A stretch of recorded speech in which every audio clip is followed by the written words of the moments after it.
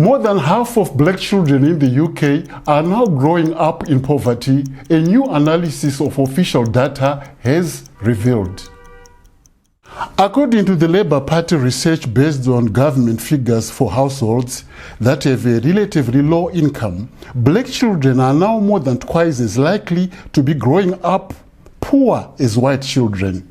The figures identify households with a relative low income as being below 60% of the median, the standard definition for poverty. The research shows that over the last decade, the total number of black children in poor households more than doubled, an increase partly explained by the overall size of the demographic also increasing.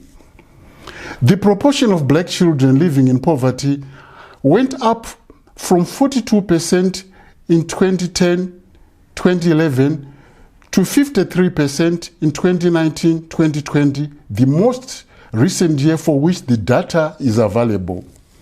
The figures were released to the Guardian newspaper by the Labour Party, which described them as evidence of conservative incompetence and denialism about the existence of structural racism.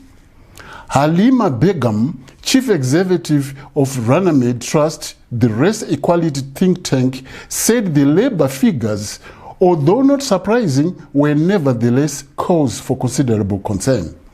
She said there are not cynical inequalities that are being flagged, but systematic shortcomings that must be reversed quickly.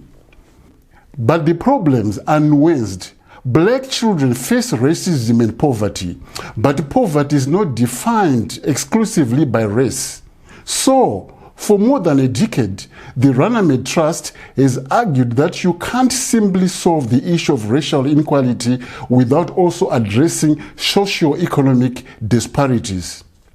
In response to Labour claims that the figures were an indictment of its record, a government spokesman highlighted separate figures showing that in 2019-2020 there were 300,000 fewer children living in absolute low income after housing costs than they were in 2010.